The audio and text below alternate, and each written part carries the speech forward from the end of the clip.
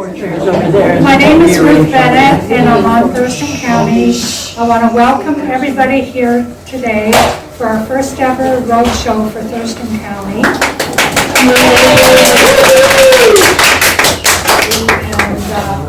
And I see some new faces, which is great, and I'll let Amos take over.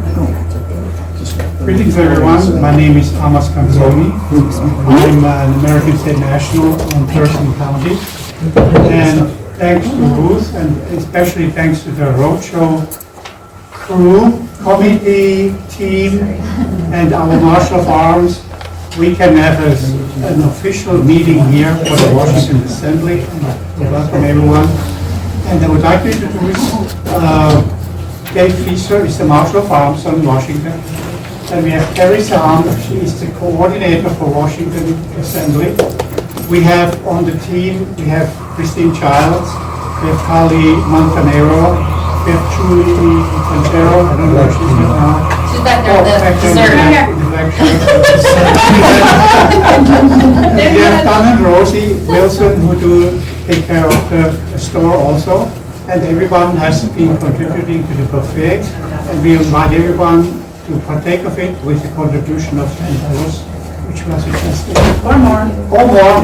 And we also accept donations because everyone here is on volunteer base, and we can always have support. Oh, Andre Gilmore, the Red Watch guy. I'm not late, so I'm introducing him a little late. Here's County Coordinator.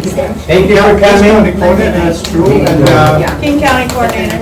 King County Coordinator, and we have many other functions for most of the people here. And so, welcome, and I'm giving it to Dave now. Okay. All right. Thanks, Thomas. All right, welcome everybody.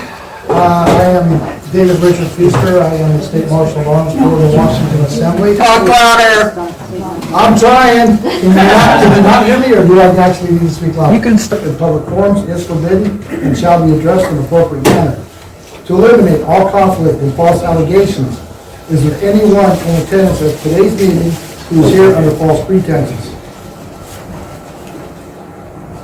Is there anyone in attendance at today's meeting who is working for any foreign corporation, including the municipal or territorial United States? Is there any member or agent of any law enforcement agency or public agency of the federal, state, city, county, or township agencies present at today's meeting? Is there anyone in attendance at today's meeting who is being coerced or paid to be here? And if so, must fully disclose their presence and purpose now and or leave the premises. Is there any response to the business decision? All right, hearing none, we're going to go through some meeting etiquette. We do have an agenda. We're going to state the topics on the agenda. We do have a presentation.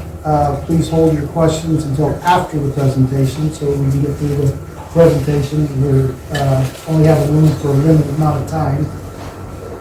We do not have a microphone, so we all need to use our big boys and girls voices to speak up, yell if need be. So if you have a question, please raise your hand, wait to be acknowledged, then ask your question. When you're done with your question, please yield by saying I yield. That way we know you don't question, we can get on with answering. Restrooms are out the door to the right in the corner over there. And please be respectful of the speaker's time. We're going to ask that you hold your questions to a maximum of about 3 minutes. So, oh yeah, and if you haven't already signed in, please go back to the sign-in desk. Let us know who you are, if you'd like some more information about us, if you're just new or checking us out. We do have a card back there that you can add your name and email address, and you'll get notified of upcoming meetings. And I believe now, let's see, we've gone over the donation request. We do have the store over here operated by Don and Rosie, and now it is up to Carly, correct? I think so. Hi, everybody. Carly will be presenting the roadshow presentation. Hi, everybody. You already introduced me. I'm Carly. Welcome, everyone. I just want to say that also. So great to see everyone here. Smiling faces. Yes. Americans are happy people. Yes, we are. So our presentation today is going to include our mission and vision, American history, education, a little bit about status correction, why we do it, assembly, pillar building, how an assembly is run, providence and standing, meaning how and why it is we have the authority to do what we're doing. Then we'll go next steps and Q&A, and then closing remarks. Sound good? Yeah, perfect. Welcome to the land and soil. Julie, this is in, sorry, excuse me.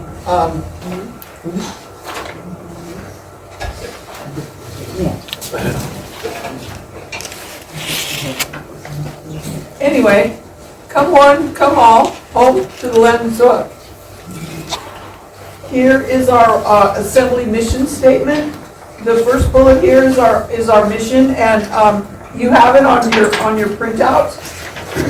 Our Washington Assembly is dedicated to the restoration of a complete and fully operational land and soil jurisdiction, state and county court system serving the people of Washington, the preservation of the national trust, the enforcement of the public law, and upholding the federal constitution owed to our state and people, the repopulation of land and soil jurisdiction, the filling of vacated public and private assets. Our vision, to these ends, we, the living people of Washington, excuse me just a second.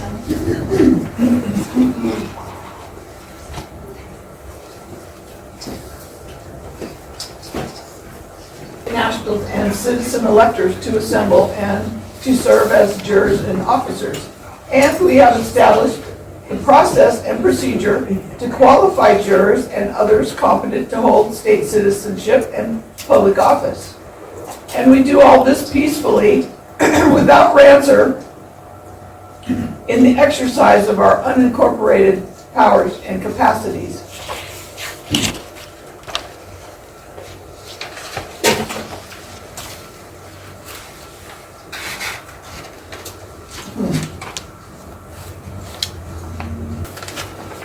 The Americans are back. Get used to this. So the source of our sovereignty is actually goes back to 1087 and William the Conqueror. He granted his settlement or his subjects, another way to put it, sovereignty, so they would never be subject to another king. William Belcher, we'll hear more about him later as well, was a direct descendant. So the former colonists didn't want to choose one of the European monarchs to be head of state after the Revolutionary War, and no wonder. I mean, the whole point of the Revolutionary War and coming to America was to get away from the Brits, right? So why we teach our children to be princesses and princes is beyond me. Anyway, so they chose William and used his coat of arms as their emblem and seal. Both the Great Seal of the United States of America and the dependent Great Seal of the United States are part of the Belcher array, which was the name of his ancestors, the French version before it was Americanized, basically. So after the Revolutionary War was won, William Belcher extended individual sovereignty to every man who served in the Continental Army and to every mother, son, and daughter. That pretty much covers everybody, doesn't it? Who was born on the soil of this country forever afterward. He didn't stay with being king. He made you all kings and queens in your own right, just as his own ancestor, William the Conqueror, extended sovereignty to him.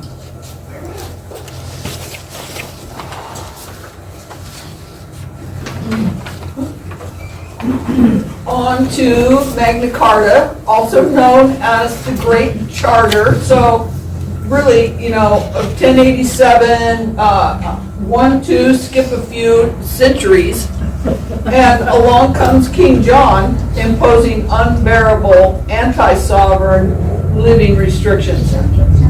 Barons rose up and recorded their demands,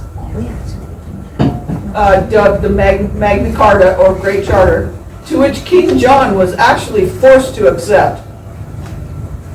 It must have killed him to be so nice. He died a year later, after Magna Carta. Yeah. And why is Magna Carta important to us today?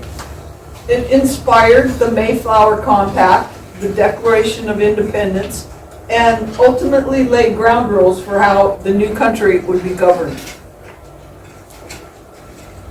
And I hope I didn't say the Magna Carta, because it's not the, it's just Magna Carta. And so, 1302, Pope Boniface had a brainstorm. Let's see, he said, God gave the earth to Adam. Adam gave it to his kids. It all came down to Jesus, who gave it to Peter in his absence, who passed on the responsibility to, oh gee, me. I am the global trustee. Furthermore, he concluded that we declare, we proclaim, we redefine, it is absolutely necessary for salvation that every human creature be subject to the Roman pontiff. This is an excerpt from one of Anna's articles, so it's direct quote from her writing, and this is important terminology here to note. So he doesn't say be subject to the Pope of Rome or the Bishop of Rome. He refers to the pagan secular office instead, the Roman pontiff. Pontiff in Latin means bridge, and the Roman bridge being specified was the bridge between the sacred and the temporal.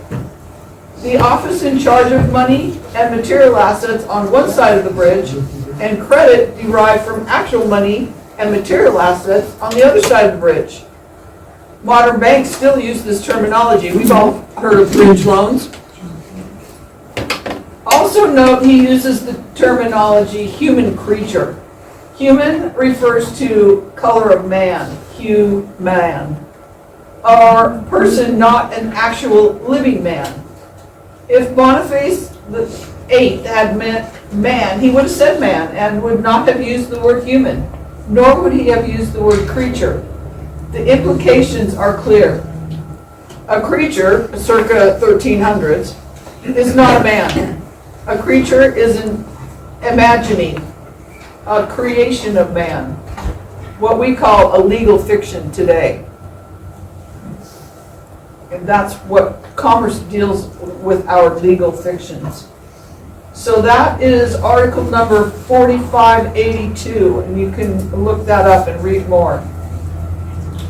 On to Honest Abe, in quotation marks, right? So the 5th Congress, also known as the Rump Congress, because it was after the actual Congress, the American Congress, our Congress, vacated without a date to return. They just up and left. They couldn't, there was no agreement, well, with everything that Lincoln was trying to impose. So he installed what's known today as the Rump Congress. And it's actually a corporate entity. We know that, right? Our Congress today is a corporate entity. It's not people or persons. It's fake. It's fake. It's corporation. So essentially, this what his goal was to bring back bring Americans back under the British thumb, believe it or not. So that's what the Civil Code and the Lieber Code. We've heard of the Lieber Code. It was Executive Order number 100. Lincoln was the first, that was the very first executive order, also known as the Lieber Code. Executive order what? 100. And part of what that executive order did was hand off our money system to the military. And it's been that way ever since.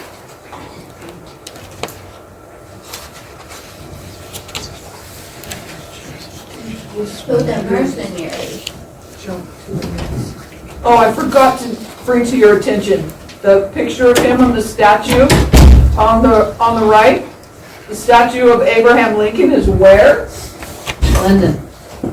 It is in Westminster, London. That's the inner city of London where all the commerce takes place, all the banking. So what we can only conclude that Lincoln was actually a British agent. I mean, why did a young man living in Springfield, Illinois, start studying maritime law? There was no inland water, no water around him.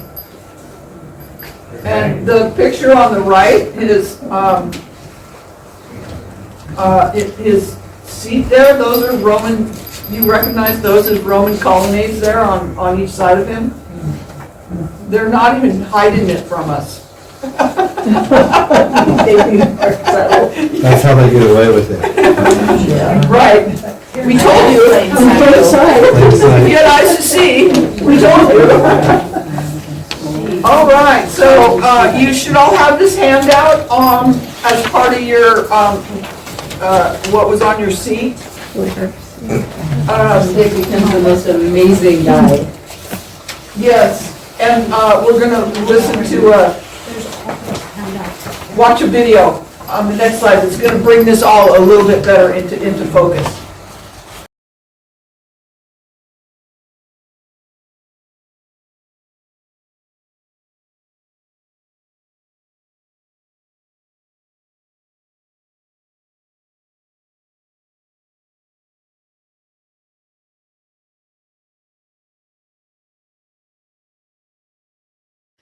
Know that there are actually 6 parts of our total government scheme at the higher levels of the federal side of it, okay?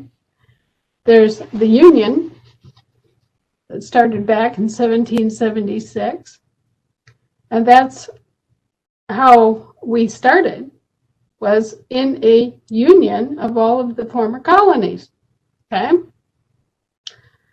So we have the Union,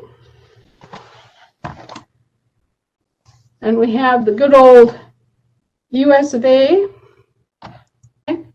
Here's the United States of America, right? Yes. The Federation.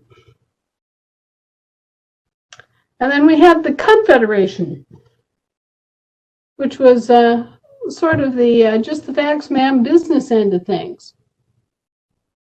So those are the 3 parts of the American government.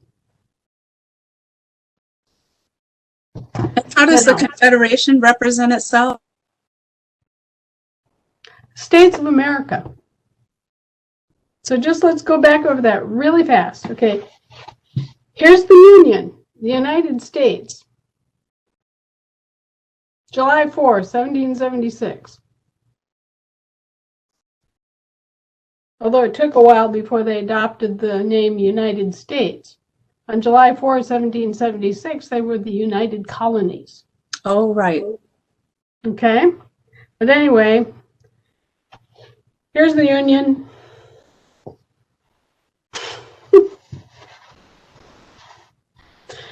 You get the idea. Here's the United States of America, right? Federation. The Federation. and the Confederation, States of America. the States of America.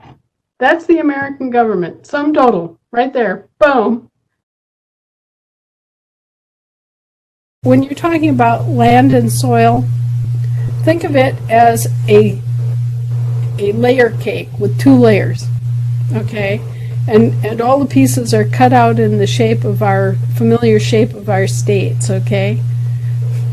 So the soil is on top, the land is underneath the soil, supporting the soil, right? That top layer is the soil jurisdiction. That's the national jurisdiction, right? That's what defines our country.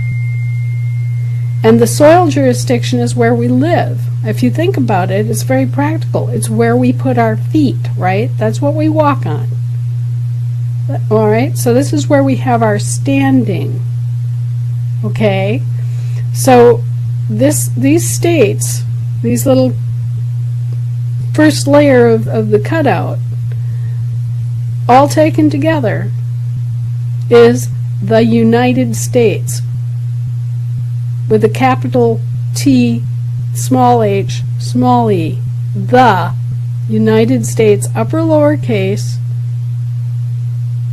with the definite article included as part of the name. That's our soil jurisdiction. That's the name of our country in soil jurisdiction. And each one of those states is known as a union state. And their relationship, all of them acting mutually together, is called the union. Okay? And that is a whole contiguous, living, breathing layer of our government, which is of prime importance to you as you live your life. That is the source of your local government. That is the county level, okay? So that you have your own local government within your union state. Mm-hmm. Right. And the union states are defined and have borders and are physical. Okay? Now the second layer is the land. The land underlies the soil and supports it. From the center of the earth up, okay? That's the land. So that second layer underneath the soil jurisdiction is the international jurisdiction of the land associated with the national jurisdiction of the soil. Got it. Okay? So the international jurisdiction is what we think of as the subsoil. It's where you find oil, minerals, rock, aquifers, all those things, right? Yes. All right. So people get confused because when they say state, they may mean a union state, or they may mean a state of the union. A union state is operating the national jurisdiction, and a state of the union is operating the international land jurisdiction. And there's a lot of confusion about this. There's a whole bunch of people out there trying to organize their counties instead of organizing their states. And they have this dim idea that, okay, well, we get all of our counties together and then we'll have our state. Well, the problem is that even though that's how things originally developed back in 1776, that's not how it can develop now. And the reason it can't develop from that direction now is that we've been hijacked and dragged out into, we've been human trafficked out into the international jurisdiction of the sea. So the international jurisdiction of the sea abuts the international jurisdiction of the land. Okay?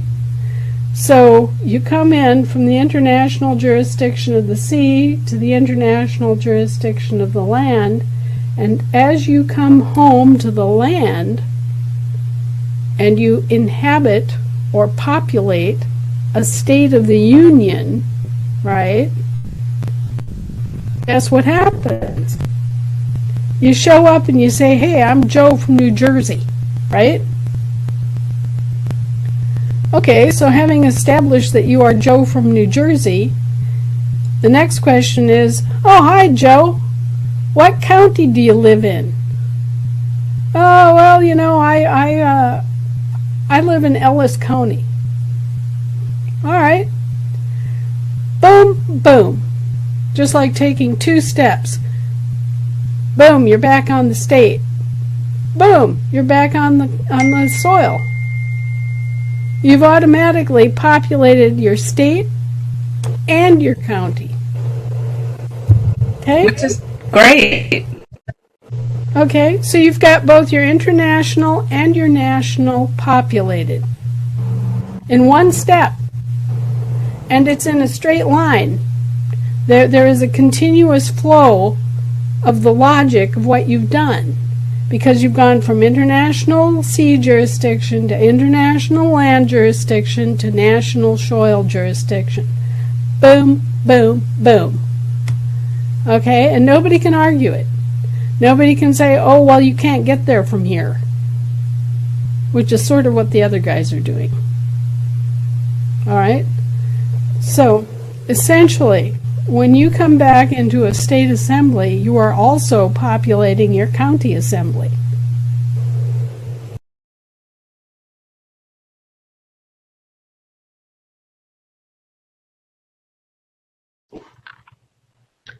So,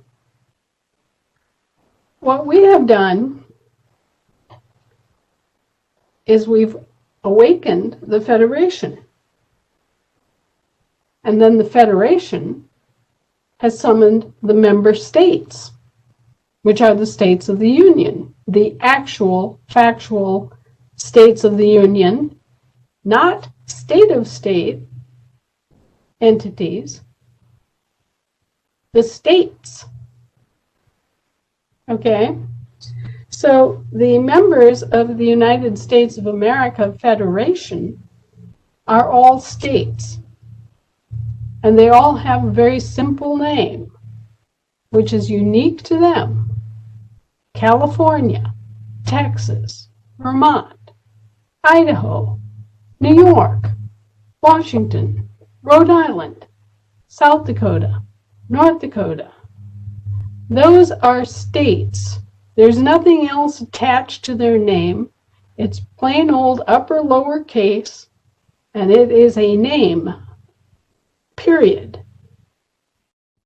Okay, that's the actual state. Those are the members of the Federation. Now over here, the missing ones, the ones that went dormant and disappeared in the wake of the Civil War, these guys are what they call Confederate states, because they are members of the Confederation of States, right? Mm-hmm. So they're state of states, but they're called Confederate states. All right, do you see how this gets to be a bit confusing? Mm-hmm. Because the Confederate states are also called states, right? Mm-hmm. But they aren't the same kind of state as these states. Right. So what you had originally was, for example, Wisconsin. it became a state in 1848, right? Mhm. In 1848, there was also a Confederate state, which was American, and was called the state of Wisconsin. And the was part of its name with a capital T, the state of Wisconsin, upper lowercase. And that was the original Confederate state. Got it. All right? That's the way this was supposed to work. We were supposed to have the Union, Mhm. the Federation, and the Confederation. Mhm. The membership of the Union state were all the counties in that state. Mhm. The membership of the Federation were all the states Mhm. that were formed of counties, right? Mhm. And last but not least, right here, this guy, the state organizations called Confederate states were all business organizations. Unincorporated. And they were all unincorporated. Everything that we're talking about here, unincorporated throughout. Mhm. Now, a state-of-state organization we currently don't have. We're reconstructing them, right? Right. The distinction here is that this guy, the States of America, was American. All of the state-of-state organizations that were members of the Confederation were American. They were business organizations that were run by the states who were members of the Federation. Mhm. So, here I am. New York is a member of the Federation. New York creates an instrumentality called a state of state, and that state of state was called the State of New York. And it was a member of the Confederation. Mhm. Now, after the Civil War, this guy went dormant. This was the level at which the Civil War was fought. Mm. The Federation is key to this.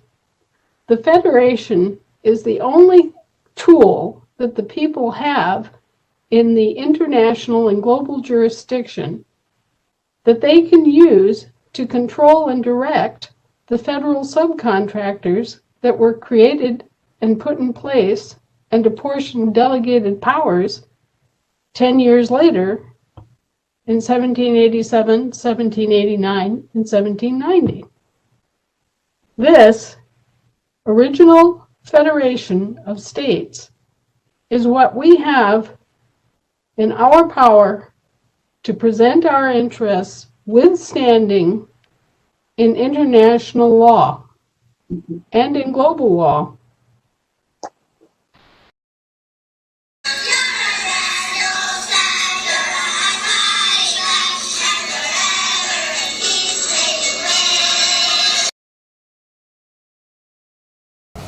We're going to do a little summary on that. So the states have been called to assemble and into session. So this is so that the Federation can operate properly, which leads to the states reconstructing their states of states to make the Confederation possible, leading to the possibility for the Confederation to rebuild the Federal Republic as an American federal subcontractor.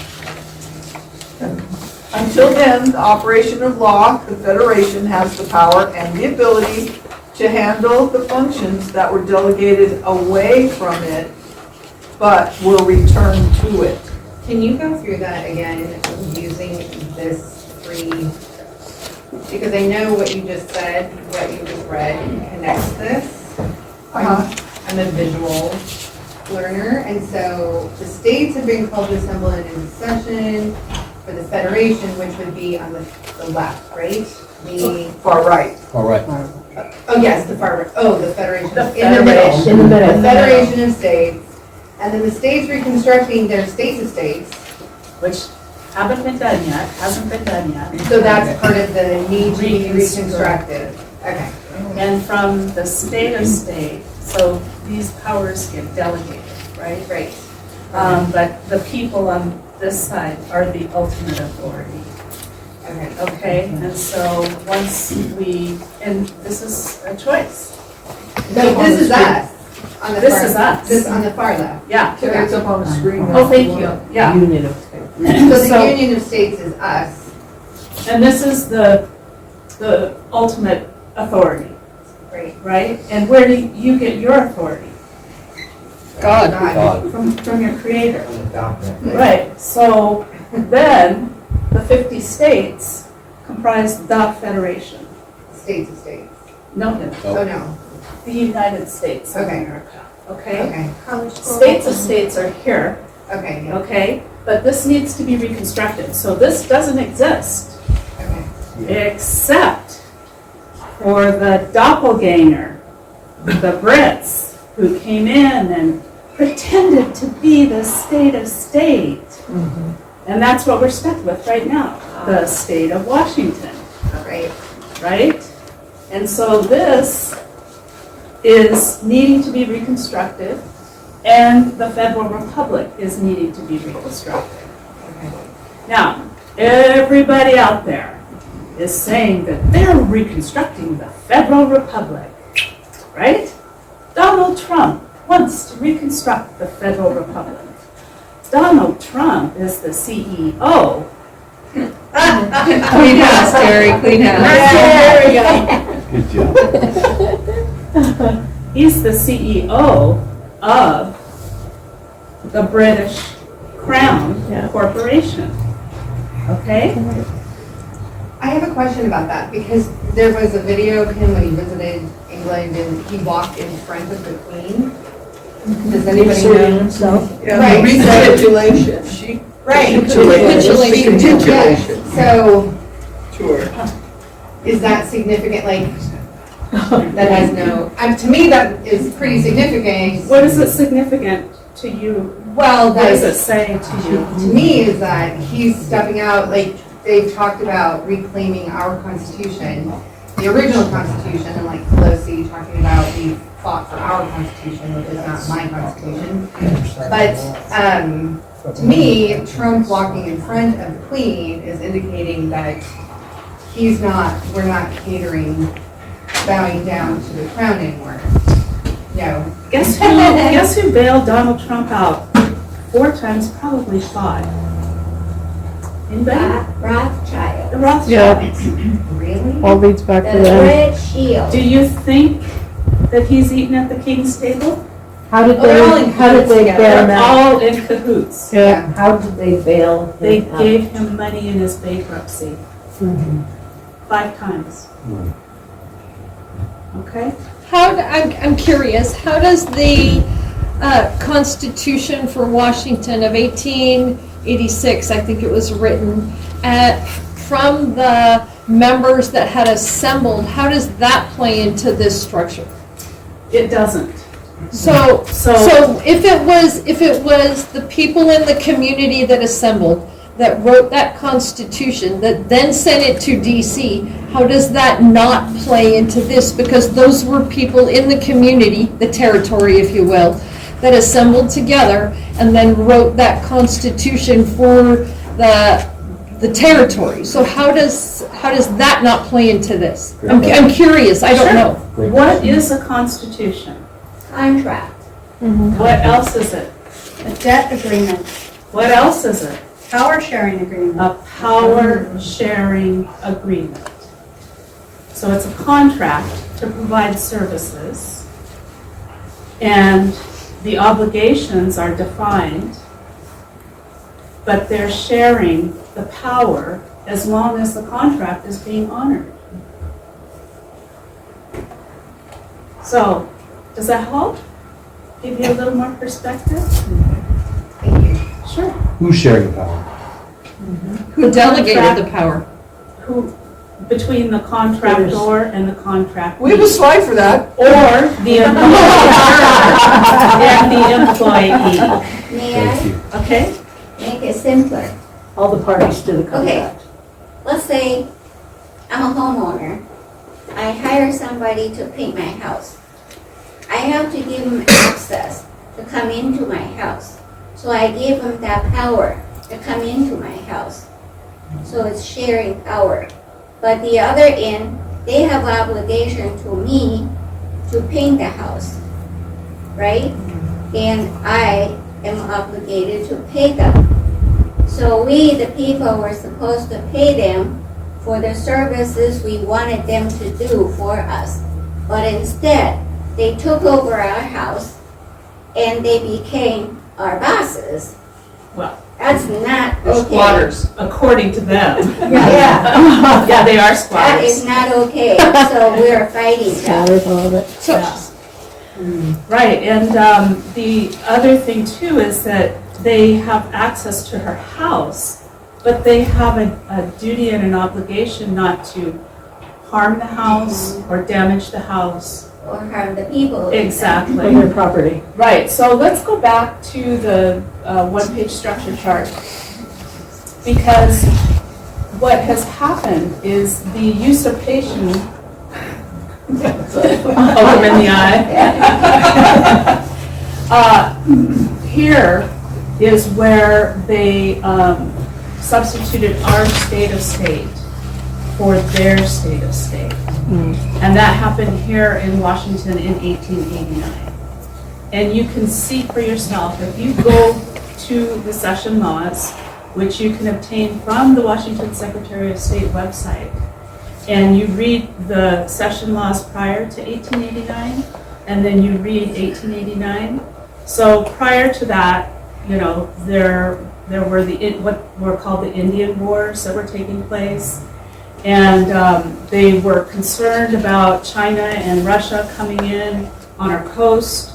Canada was coming in over the Canadian border. Oregon was coming in and trying to take some of our land. And so they were talking about wanting to order a man of war to protect them, which is a big ship. And so it was all about, you know, they're trying to rebuild this government, but, you know, all of these issues and problems and da-da-da-da-da. 1889 comes along, and it looks like corporate structure from top to bottom.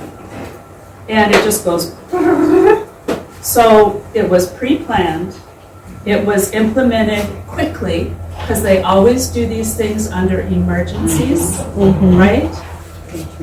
Special access, special powers, special whatever, under emergency. So you can see for yourself when the usurpation of our state of state took place in 1880. yes, but the original constitution written by the people in the assembly was 1886. But, So that was standing before 1889. yeah, but 1886 still, so, and there's some great things in there, but it's still a power sharing agreement. I agree, A debt sharing and agreement. it is a contract, I get It is that. a contract. It is delegating power, I understand that for specific services, I get that. However, it seems to me that if we go back to that original document and we say, according to this, because I invoke it, I'm bringing it forward in my own affairs, it seems like that's a place to start versus arguing something after the fact, which happened afterwards. Well, okay, that's one possibility, okay? But in my mind, I want to maintain all of my authority as a state. I don't really want a contract with anybody else. I want to mow my own lawn. How about that? Great. There You you don't have to be a party to the contract if you don't want. Especially if they're giving us services that we never asked for. So we're going to go to the Secretary of State website, and we are going to search for Session laws. session laws. Look at 1887, 1888, just to give you a flavor of what was going on at the time. And then 1889, and you'll see a stark difference. Julie? Hi, Julie on King County. So also, we have enter into the equation the Northwest Territory, or the Northwest Ordinance, right? And so no state was in statehood because it was a territory under control of the Crown. And so that's why it was a territory. Then we suddenly became a state, recognized as a state. Does anybody remember the date? I do. It was October 1st of 2020. And I know, let me say that again. Think about that. It was October 1st of 2020, Washington became a state. Now your mind's blown. At any rate, yeah. So that was brought forward by the actual states. Who weren't in attendance. Actually, they were in attendance at the last Congress, but there weren't enough of them to be able to move forward at the end of the Civil War to bring on all the states into statehood. So when they left sine die, no date to return, we were left hanging out here in the West. And then this occurred. So all of the other states that have been called to session, all right, by our head of state, they're all 50 states are in session and assembling. That's what we're doing here. And in that process, those states that were present at the end of the Civil War came together to call forward all 34 states that had not been given statehood. And at that time, October 1st of 2020, 34 more states were entered into the United States, states of the Union. The Federation. Under the Federation. Okay, wait a second, because, I mean, we all went to school and learned the Guess same what? thing. Yeah. So where are the 50 states? You didn't, it's not American history that you learned. No. Right. It's U.S. Right. history, which is what? So It's here- British territorial. So here I think is where the question of the Constitution, the state Constitution, comes into play. So in the agreement of the Northwest Ordinance, we didn't have as much say using our Constitution. Our Constitution was to come into play when we were granted statehood. Now we're here, how many years later, and they don't want to recognize it. So we're really having to peacefully, The Crown Corporation. the Crown Corporation, the state Holy of Roman state Empire. doppelganger, right across the street here, right? So we're having to peacefully bring them to the table as a group of men and women living on Washington who are very committed to reconstructing our lawful government. So And that's putting what we're an doing. end to the fraud. And I yield, thank you. Thanks, Julie. Rosie? Well, we have many problems. One is when people talk, they look at the people, they go, I don't hear you because you are all my slaves. Because they trafficked everybody into their jurisdiction, and we were all their slaves. So Indentured servants and Right. full-on slaves. that's number one.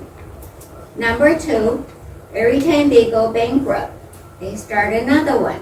They go, I've never had any contract, I've never had any contact with you before, because I am a different corporation.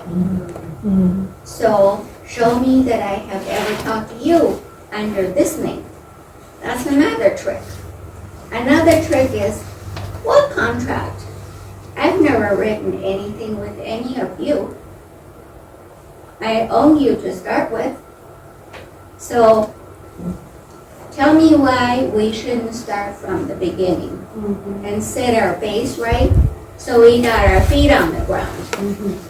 Yes, if your feet are not on the ground, where are you standing? That's why they always say, you have no standing. Every time somebody goes to court, you have no standing, because they don't. They're all their slaves. Talking, they can't hear, because dead people can't hear people talking. So they have to use your all cap name, so the dead people can hear the dead.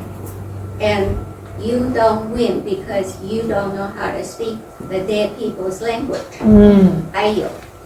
Thanks, Rosie. Thank you, Rosie. Okay, did that answer the question? Yeah, my head is I know. blowing up right now. So let's Sorry. move on. Yeah, let's keep going. Thank you. Yes. A little bit more about jurisdictions here, and this is a visual, and if you notice, the global air jurisdiction covers all from above, and the land covers all from below, with soil and water in between. Land exceeds all because it's the foundation that the others rest on. Also, It's the land patents. land, air, and water spells law. Oh my goodness. Right? And there's our Power of words. there's our subcontractors, land, air, and water again. With their handouts to get paid, then we only see one hand though. What's going on behind their backs? I'm guessing their fingers are crossed. Just kidding. And we're the owners. So right now we have an interim flow of authority, and it is fictional. The fictional side is upside down, with the territorial and municipal subcontractors on top. So again, the territorial constitution is the one of 1789, and the municipal is the one of 1790. The Brits are territorial. The Pope, I hate that word, just does not roll off my tongue, even though it's only one syllable, is the municipal. That's 1790. Is that the white pope or the black pope? Yeah, good question. Gray, red. So you can see then the people are on the bottom. What? We're not standing for that. So while we're assembling, we have a summoning authority, more on that later. And then the people are right under the summoning authority. People, that's us. People populate the county. The state is a little bit about who we are. We're living men and women. When Rosie says they can't talk, we can't understand their language and they can't understand us. Because they're just dead entities. Corporations are made up of dead people. Legal fiction. Legal fiction, exactly. And we're the living people. So, who else do we know are living people? Obviously, you know your neighbors are living people. Publicly declared Americans. Volunteers, common law justice seekers, peaceful and lawful people. What we're not is a political party. We're not sovereign citizens. So a little bit on sovereign citizens. That's a term made up by the FBI for overreach and abuse. There's no such thing as a sovereign citizen. Don't let that term cross your lips. It's basically the same as, it constitutes a hate crime, actually. factually. So we're not a religious organization, although we do recognize our Creator. We're not conspiracy theorists. There's enough of those in the world, right? Conspiracy theorists wasn't even a thing until JFK's assassination was disputed. We're not looking for profit. All of us are volunteers. All of us. We're not violent. And we're not legal persons. We are lawful people. What's my notes say here? Oh, we're not insurrectionists either. Don't let anybody tell you you're an insurrectionist, because according to the definition of insurrection, we would have to be revolting against civil authority or an established government. And we know that what we have is not a government. It is a corporation. Carly, may I? Nor does it have authority. The British and Papist corporations posing as our government are not our established government, nor do they have any civil authority over us. They are our employees who should be providing governmental services at our request. The rightful American government. We, the people, govern them.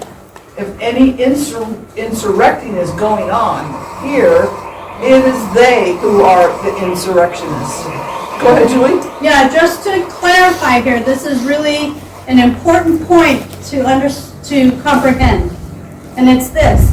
She's speaking about American state nationals and American state citizens are not insurrectionists and we're not considered sovereign citizens. If you are not status corrected and you are not an American state national or an American state citizen, you can be found guilty of insurrection. You can be jailed and prosecuted. So just be clear that what she's speaking to is specifically about American state nationals. Okay? We, the people, capital P, are the American state citizens who have status corrected, who are specifically reconstructing our government. So just want to put that out there clearly, because a lot of people will say, oh yeah, no, I'm not that and I'm not that, but they're still a U.S. citizen, or they're still a citizen of the United States. And so you must be careful about knowing who you are and who you are not. I yield. Thank you. Rosie? That was a very important point, because if you carry the title of U.S. citizens, since you are considered their slaves, the slave owners can kill you without recourse. They can do whatever they wish to do to you. So what's interesting to me is when we go out there and talk to the U.S. citizens and we want them to correct their status, they get scared, really scared. They don't want to be known that they have any connection with me, because they may be found out that they are in some kind of connection with me. They might be in trouble. But to me is, boy, you're in big trouble because you are still a U.S. citizen. You can be done any kind they wish to do to you without recourse. I'd be really scared if I were a U.S. citizen. I do. You are limited to the rights under the Constitution. You live under the Constitution if you are a citizen, a U.S. or citizen of the United States. American state nationals and American state citizens who have corrected their status do not stand under a constitution. But we have constitutional guarantees. We have constitutional guarantees. And they do not. Right. So there's a big difference. Yes. And it takes a little bit of study to get this clear in your mind, But be very careful about what you go saying to people before you really clearly know what you're talking about. How can you have constitutional guarantees and not? Because we are the purveyors of the Constitution, of the contract. We made the rules. We're the employer. Yes, we're the employer. So the term stand under the Constitution means something different. You're subject to, You're a citizen, you're a slave. You're subject to all the 80 million statutes, codes, policies, rules, regulations, Mandates. laws, mandates, you name it. Yeah, But actually, we're the creators of it and the owners of it. I have a question. That's Luby on Tenino. Everything that I've been listening for almost 2 years now, it's perfect. I mean, it makes absolute sense, everything you said. So. But comes the sheriff, finds some, whatever reason puts me handcuffs and sends me to jail. I'm telling him, hey, I have all the rights, you don't have rights, and I'm your employer, blah, blah, blah. He keeps me in jail until I rot. Explain to me that situation, because I'm sure it happened all the time. Well, the J6ers are a huge example. Well, It's a whole different ballgame when you're talking about that it's situation. basically, they're going after the person and The legal fiction. the legal fiction. The U.S. entity. Right, but But right. it's so corporation there's that two is levels. used, yeah. First of all, identity theft was committed against you when you were a baby in the cradle, okay? You stole your name, and then they created multiple persons for you. And we're gonna talk about that in a little bit here. And then they trafficked you into 2 foreign jurisdictions. So they made you U.S. citizen and a small c citizen of the United States. No, hold on, I'm American state national. That's not who they're addressing. They Okay, are addressing the legal fiction. okay, but But they have the guns, they have the handcuffs, they have the jails. and I rot in jail, proudly proclaiming that I'm American state national. You educate and inform. Okay. Every chance I get. May I? Law enforcement So- is trained to ignore the truth. So I had questions about that as well. Yeah. And I'd heard change your status, update your jurisdiction, and I was like, okay, I'm in, you've convinced me, how do I do it? Here's what I did. I did change my status. I am a non-resident alien to the U.S. Inc. Okay? In my journey, I actually have Washington State letterhead that states that I actually have been recognized as having diplomatic immunity. What that means is all their RCWs, their codes, everything else don't apply to me by doing that. So is there a process? Yes, there is a process. So in part of to your answer is I have gone against the courts. I have written notices. I have done that. Every matter I have resolved has happened outside of a courtroom. Yeah. They deal with me in the private because of what I've done. Yeah. So I don't ever step into a courtroom because I have that guarantee behind me. They can't bring any charges to me unless I purposefully, intentionally, meditatively harm someone, which is just not my nature. So there's things that we can do to protect ourselves. Absolutely, the Constitution is under us. We have the guarantee of that. But I think that addresses what you were asking. How do you not sit in jail forever? While I deal with it, it never goes there. No, I mean, we should not even go to jail. Correct. Is this the same thing, what you just stated, as foreign national? I am a foreign, non-resident alien to the U.S. corporation. Right, you're foreign to them. I am foreign to them. Yes. I am of the land and soil of America, but I am foreign to their jurisdiction. Makes sense. Non-resident alien to what? The U.S. Inc.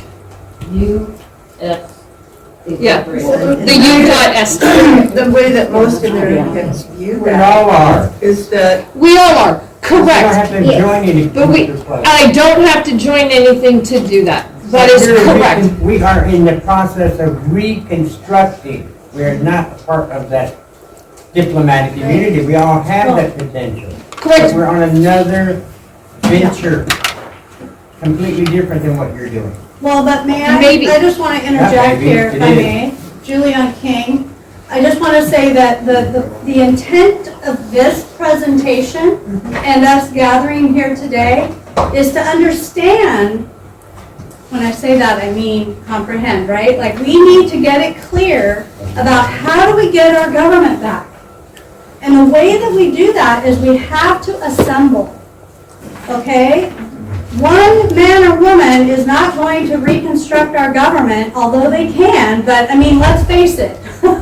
We need able bodies to step forward to create our General Assembly and to have our common law courts in session, okay? So in order to do that, we need people who are status corrected, publicly declared Americans to come together to work within the assembly structure of our 4 pillars to be able to have standing and provenance to do what Andre is talking about, which is to reconstruct the government. So in essence, you're right, Andre, there are 2 different conversations happening here. The presentation today is about assembly. And how do we do that? There's 39 counties in Washington, and we were invited to speak to Thurston County because Thurston County wants to start an assembly structure so that they can set up their Thurston County government.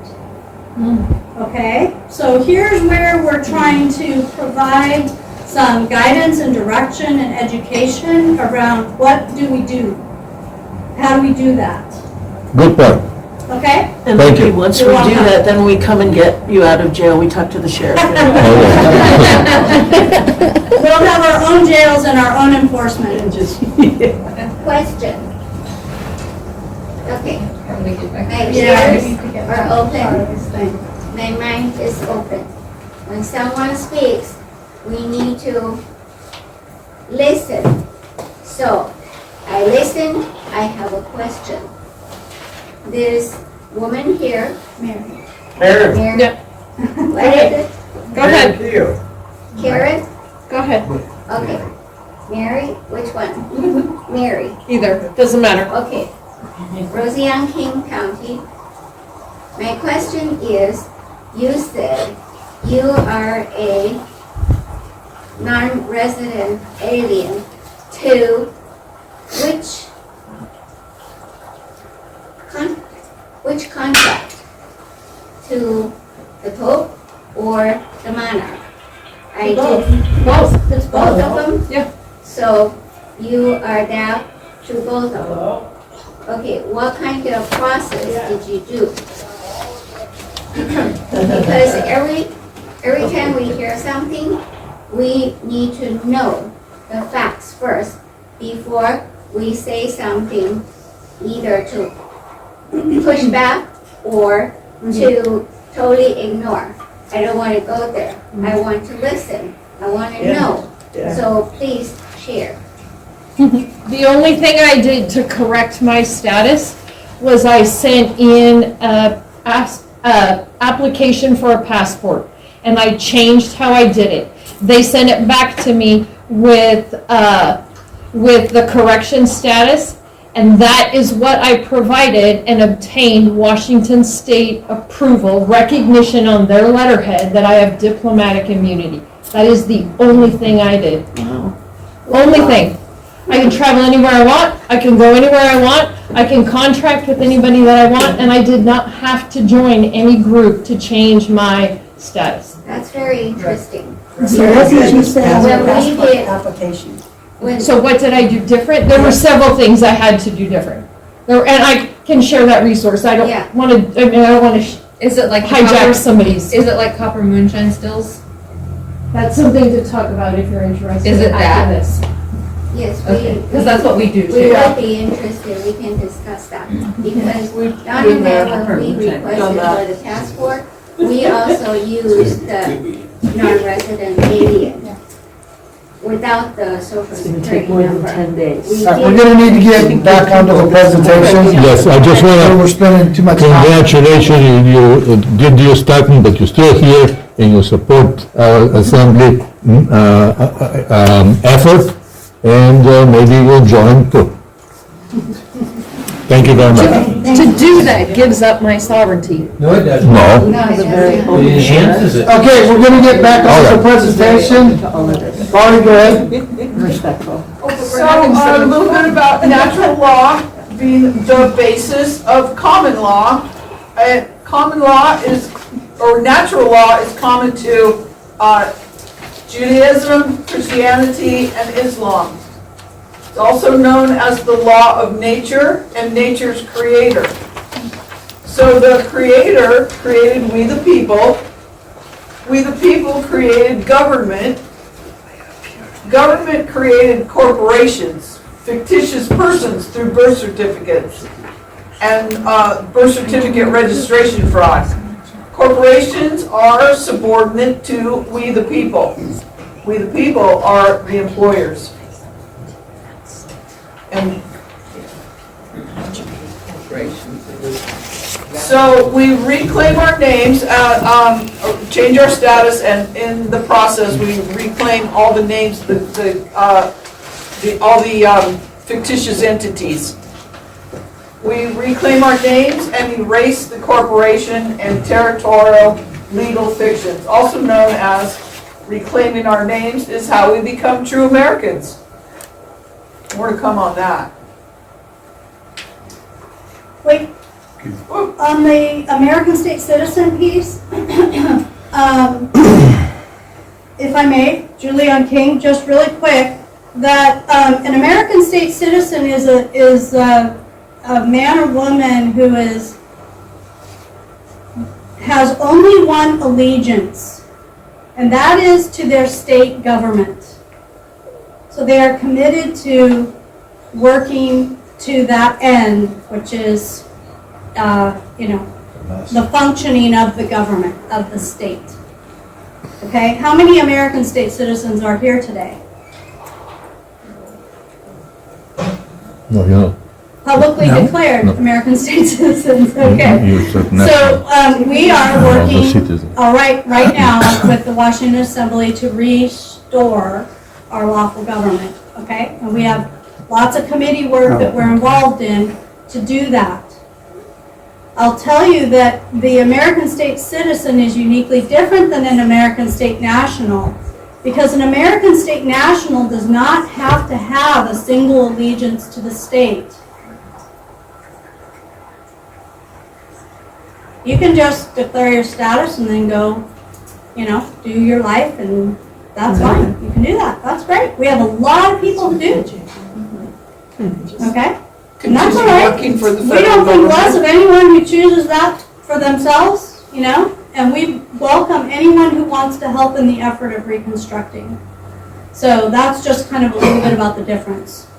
Thanks, Carly. All right. So what,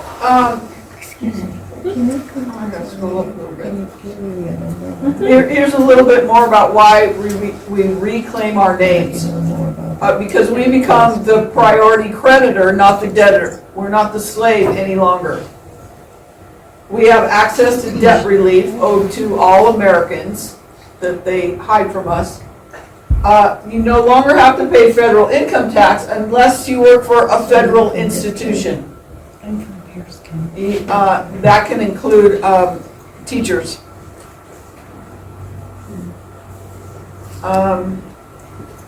Only living men and women can actually own the land where the minerals are underneath the soil. Colonial title. Some real estate agents know that when you buy a piece of property or a house, all you can own is the first 6 inches, the soil, until you correct your status, reclaim your names, and become a declared American. And do your land patent, update your land patent. Right. Right. Talk to Ruth about that. And we already went over, we don't live under the 80+ million laws, codes, statutes. We don't go into their foreign courts. We write on the envelope because they've addressed it to the fictitious entity. No contract. Go pound sand. Somebody's gonna put that on their envelope. Can you go back, please, and put in, or click on the link there? Tab, remember, comes from our hereditary head of state who has called us into session. We have a slide for that. I know.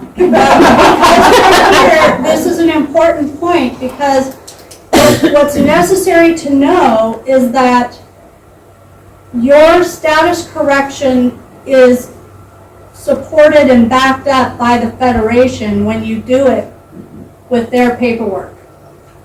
So there's the links to the paperwork to correct your status.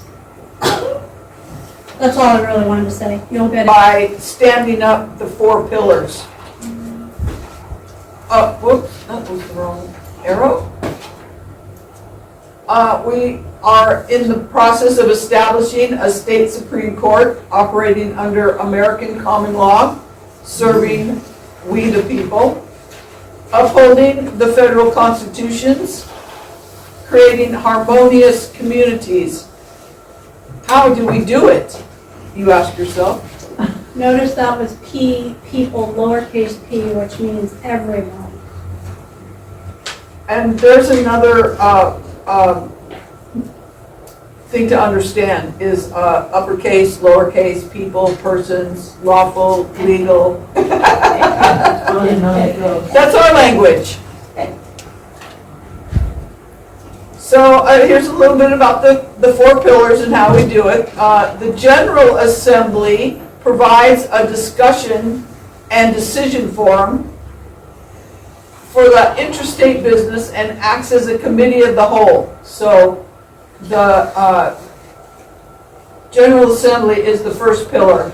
And these pillars are populated with committees that make up the pillars.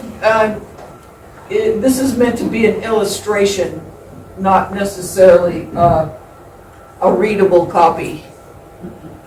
So the General Assembly provides court services and oversees the grand jury, trials juries, court officers. The 4 pillars, oh, I think I already said that, operates as a standing committee of the whole, with smaller, more focused, specialized committees operating within them to handle business. But pardon, the General Assembly is the driver. Right. General Assembly is in the driver's seat. Is anyone curious about how it is we have the standing to reconstruct the government? Yeah. Thank you. So, back to the Belchers, William Belcher. After centuries of them running and hiding for their lives, that actually happened. James Clinton Belcher, at age 60, a direct descendant of William Belcher, was informed by his mother on her deathbed that as a descendant of William Belcher, he is the hereditary state of the Republic. Head of the state. Head of state. Sorry. Hereditary, yes. I deviated. I deviated from the sentence in front of me. Sorry. Both are correct. Thankfully, you all can see it. So remember, after the Revolutionary War was won, William Belcher extended individual sovereignty to every man who served in the Continental Army. We covered that on one of the earlier slides. There's more detail in Article 4382, a British law compilation from United Kingdom Research. King's Charter, which refuses to die. So, as publicly declared Americans, we have provenance and standing bequeathed to us and our heirs. And we just skipped to the next slide. So, there are 3 ways the state assemblies may be called into session of states, approximately 16, but very quickly grew to include all 50 states. Once we had all 50 states assemblies populated, it was time to call them to session. In 1998, James Clinton Belcher, hereditary head of state, called the assemblies into session, and all 50 states responded. There's another article reference, number 1952, why it is important to have a hereditary head of state.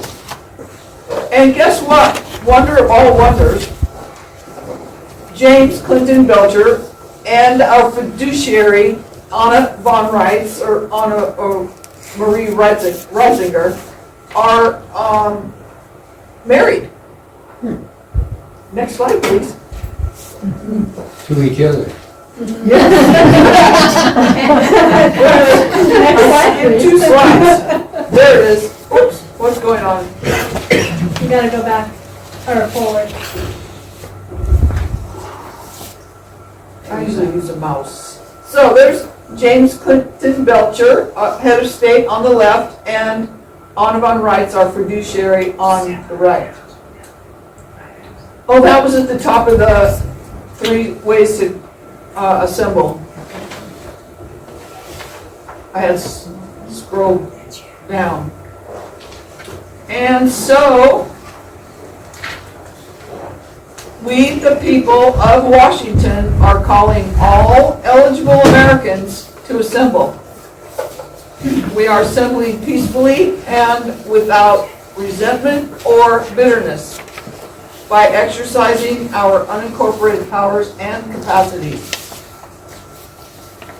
Hopefully that QR code on your handout is large enough to work. Put your camera phone on it. Oops, I'm pushing the wrong arrow. There we go. That'll take you to the American States Assembly, AmericanNational.org. TASA stands for the American States Assembly. So how does one become eligible? By reclaiming your names, changing your birthright status to American national, state national, or citizen. And here's where we open it up for more Q&A. If there's any more questions since our earlier discussion. Thank you, Carly. That was presented to your mother, and it's also an unconscionable contract because they contracted with you as a baby in the cradle. So this is a very potent document, and you all have one. And so I'm going to walk through these elements here, beginning with my name. So the name itself, first, middle, last, is in all caps. And this is very purposeful. And when you look at the father's name and the mother's name, those are also in all caps. But Hitler U.S. Army Hospital is proper case. So it was an intentional choice that someone is making, whoever is creating this document. And then whatever you want. And then we have several dates. Well, we also have the file number up here. The birth certificate is printed on bond paper with a number, making it a bond. So they actually securitize this bond, and they trade it. And then we've got the signature of parent, not mother, signature of parent or other informant. Now, when is there an informant? When a crime has been committed. Wow, right? Now, what happens to obtain this signature? An attendant comes in and says, oh, Mrs. Harris, you have to sign this document. If you don't sign this document, you can't take your baby home. Excuse me? So, unconscionable contract, no disclosure about what they're actually doing with this document. Zero disclosure. You have to sign this, otherwise you can't take your baby. Bullshit. Yeah, bullshit. Lying, fraud. Fraud. And identity theft. So, my birth date is up at the top, but there's the date accepted by the local registrar. And the local registrar, the signature of the deputy is down here. This is where they kill me on paper. Date accepted by the local registrar. So this is also a death certificate for the living woman. This is because the person is created, the fictional entity. And then there's another date on there, date accepted by the registrar, or this is the second date over here. This is where they create the estate in this name. And the name, the style of the name that they're using is the Seska KB Estate Trust. And they dump money laundered money. They create the trust for you. And begin doing business in your name your whole entire life. And they take out insurance policies on you. But guess what? You're not the beneficiary. It's their trust, not yours. It's their trust. They created it, but you are a donor because why? You gave it your name. No, your original name. That's how they created the fiction, was from the original name. So, this is why this document is potent evidence of the crime. And what are the crimes? Let's talk about them again. Identity theft, unconscionable contract with a baby, no disclosure to your mother. Okay? They create the estate, they take out insurance policies on you, and do business in your name your whole entire life. So that's the birth certificate. And I want you to go home and I want you to find your birth certificate. Yeah. And I want you to look at it and I want you to practice identifying the elements. Now, if you have kids at home, you can teach them this. You can teach them this information. You can do it with their own birth certificate if they have one. And you want to begin that conversation early because they need to know the crimes that have been committed against them. And you didn't know because they didn't give you any disclosure, right? Okay, now, if you get home and your name isn't in all caps, don't worry, it's still potent evidence of the crime. They just used a different person. Okay? Now, the other thing I want you to do is when you go home, you can do it now, pull out your wallet. Look at all the cards in your wallet. And look at the names that are on those cards. Okay. And pay attention to what the name is. Because we're going to talk about the diagram of the fraud. And this is where they traffic you. It's not bad enough that they have a contract with a baby, unconscionable contract. It's not bad enough that they don't disclose the purpose to your mother and forced her to sign and threaten her. And it's not bad enough that they kill the baby on paper and create an estate, commit identity theft and fraud, because then they'll take insurance policies out of that name. No, there's more. They traffic you into 2 foreign jurisdictions.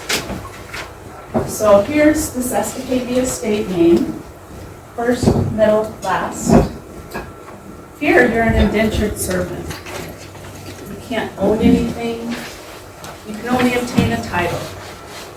You have no rights except civil rights, which can be taken away at any point in time. And then over here, they traffic you as a full-on slave. So here, you're a U.S. citizen.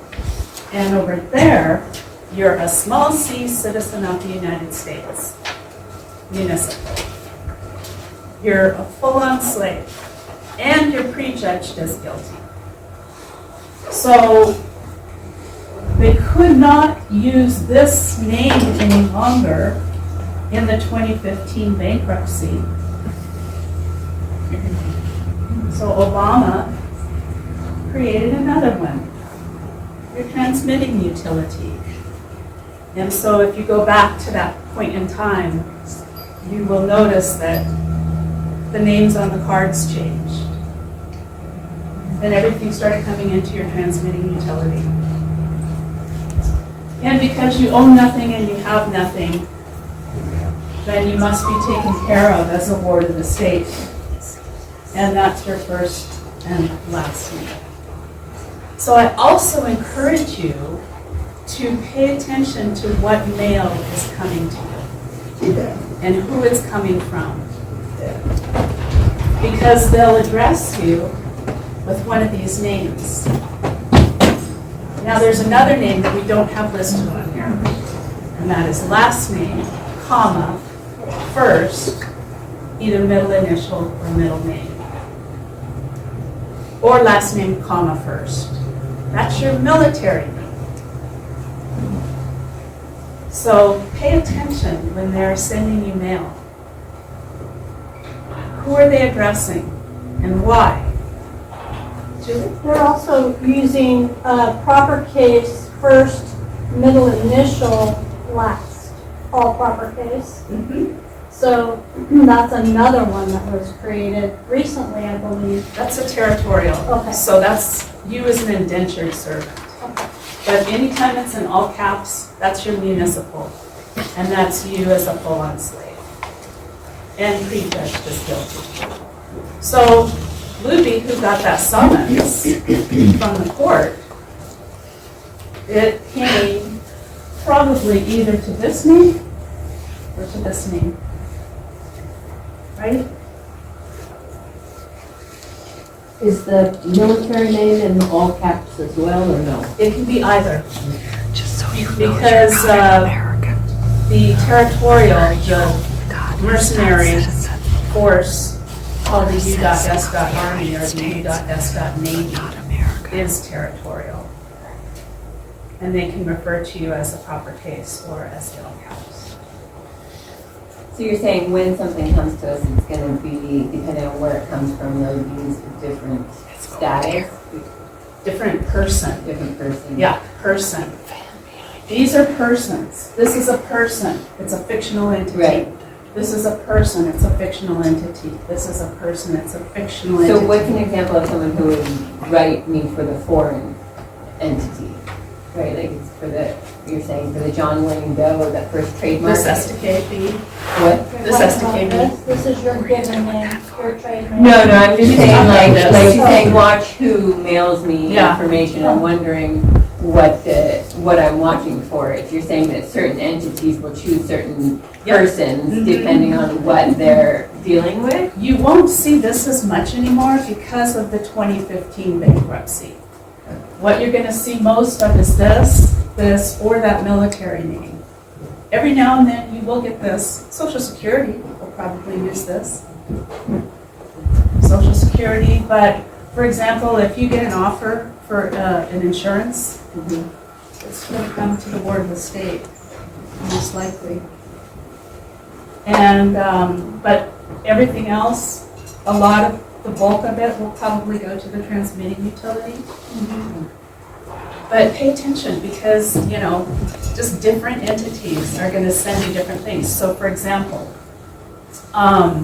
one of our members in another state, their son, who's 20 years old, got an offer to contract from Selective Service. Okay? Yeah. And it says, dear person, we were going through our records and we realized that you haven't yet signed up for Selective Service. And so, please, you know, sign up by this date and blah, blah, blah, other blah, blah, blah. So, number one, it's just an offer to contract. Let me give you another example. I haven't paid taxes in 8 years. But 2 years ago, I got an offer from the IRS. Dear Terry K. Song, you haven't paid your 2022 taxes. You haven't filed your 2022 taxes. This is another offer to contract. Okay? And it's not me, it's the person. It's the estate they're going after. Whose taxes are they? Not mine. It's the territorials. That corporation, they're foisting their taxes off on you. So when you register to vote, number one, you're registering. What happens when you register? Contract. Give away. Yeah. You're giving it away. What are you giving away? Your proxy. And you're giving it to them to use however they want. They can use that however they want. This is how they justify So if you election register to fraud. vote, do you unregister to vote? Absolutely. You cancel that voter registration as fast as possible. And then you just don't vote? Why would you? Doesn't When you matter. vote in their corporate elections, Yeah. those are corporate Yeah, elections. But you're saying, yeah, I'll pay for the debts of that corporation. I'll assume the debts of that corporation. You're agreeing to be a taxpayer, right? And now here's the other thing that I want, you know, this election is very heated. You've got two corporations who are vying, they're fighting each other, they're at war with each other. And everybody's making a big deal about the popular vote. Because that's the only thing you vote in, is a popular vote. You're voting for the next Burger King.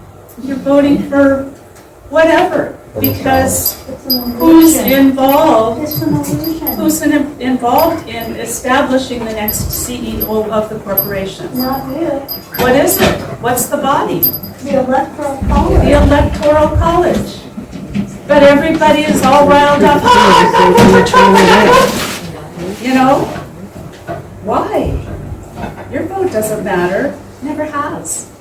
What if we're operating under the military rule of law?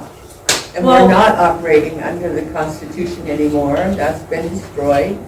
And now we're under a military Now? order. Yeah.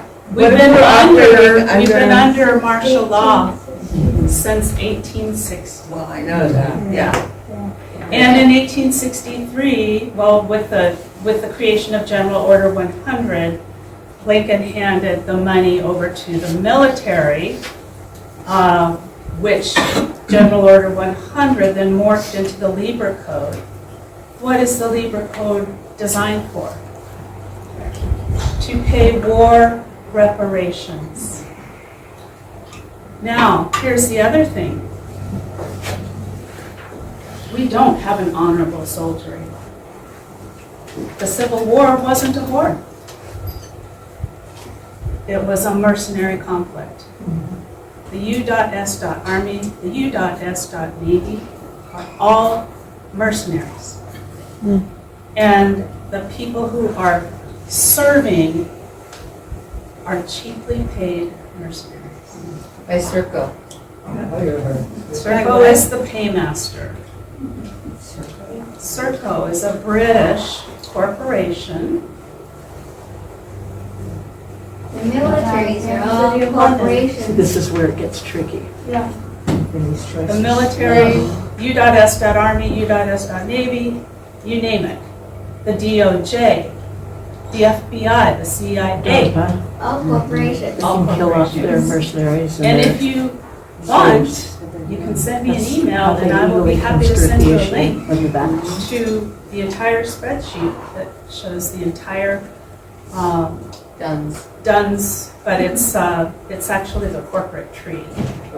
So you get the entire corporate tree, and there's thousands, tens of thousands of corporations. Washington, did you get an email to come here today? I got forwarded something that's forwarded. Okay, so Washington dash coordinator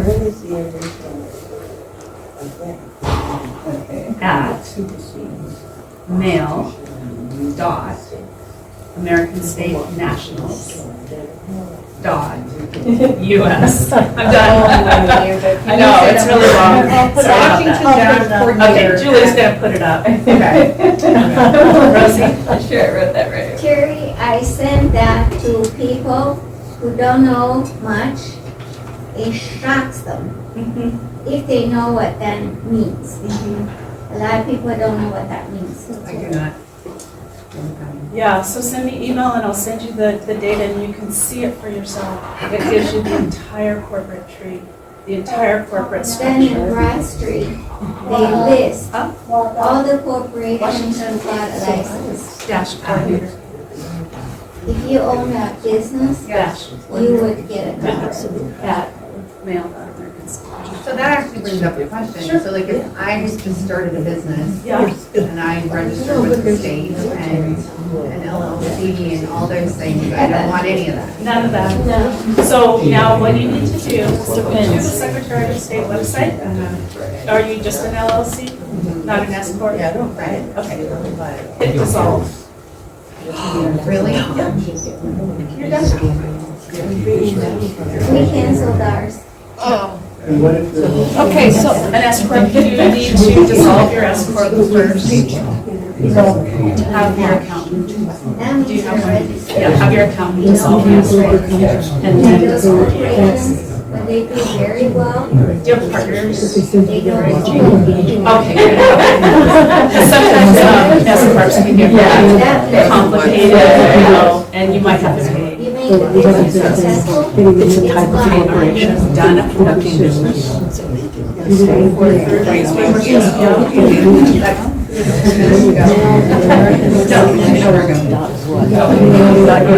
About voting. So we have some reform efforts that are happening in Washington. And so in your mind, think about the reformers who are reforming the government that's here now. From the That- outside. Yeah, the fictitious government that we're all living under, right? And those would be people like Brian Haywood, who's behind these 6 initiatives, 3 of which are on the November ballot. We have Cody Hart is another one up in Skagit County, you maybe heard of him, and there's others. Those people are reformers doing very good work on behalf of the people who live here, okay? The slaves. Right, but that's not us, right? We need people like that in that setting to do that work, all right? But we're doing different work. We're setting up our assembly, we're setting up our juror pillar, and we're gonna nullify the laws that are irrelevant, don't apply, are silly and arbitrary. We are the only ones who have the power to do that. We can nullify bad law. No one else can do that. So, we need good men and women who want to act peacefully to help us get to that point. That's where we're headed. Reconstruction. Reconstruction. Four pillars, right? Okay, thank you. Yeah, thank you. Okay, so we have about 15 minutes now for questions, and then we will have to close the meeting because we have to pack everything back up and be done by 4:30. So, did you have another question? Okay, great. Wait, should I say something before you say that? We are having a King County meeting next Saturday, if you want to come for another good round of fun. And that'll be in Mount Lake Terrace at the Mount Lake Terrace Library. And then except for September, because of Labor Day weekend, the Washington Assembly meets the first Sunday of every month. And we'll be meeting again in October and November. We'll take a break during December and be back in January. So Saturday. Sunday. Sunday. Sorry, first Sunday of every month. But if Okay. you sign Except your Yep, sign sheet and. Carly has a contact form there. If you want to get the notices on when those meetings are occurring, fill out a contact form and we'll get you on the mailing list. So there will be no meeting the 1st of September? Correct. Correct. Okay. It's Labor Day weekend. Right. Okay, so I just wanted to interject that. I apologize, but thank you since you asked. So, a couple of weeks ago, Jamie, the recording secretary, came to Yelm and helped Andrea and Patty become state nationals. Great. But Patty was just admitted to the hospital and had to go back. It seems from what she was forced to sign, volunteered back into the system. How do we get her back out? You will send a signature on the document.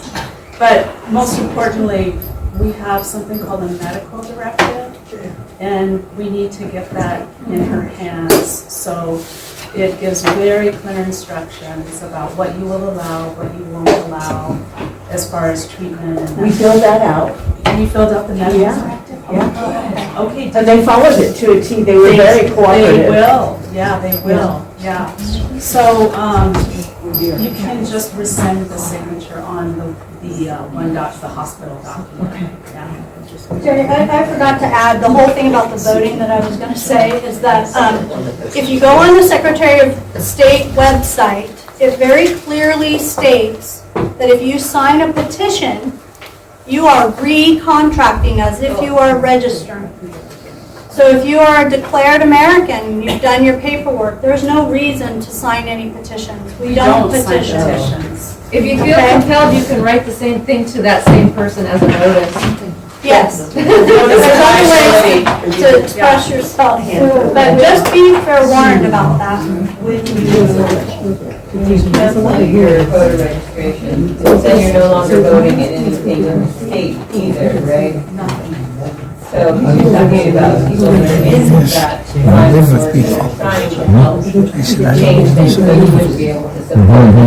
You can support them, you can share more. Yeah, you don't. I thought I'd be in contact with Yeah. And like I say, you're accepting that, so. Yeah, that I understand. Trying to see, like, this is, I understand what you guys are doing here, but it's also small, and how do we begin to tear it out other ways as well? Correct your status and get on the committee. Because, Right. yeah, because that, we're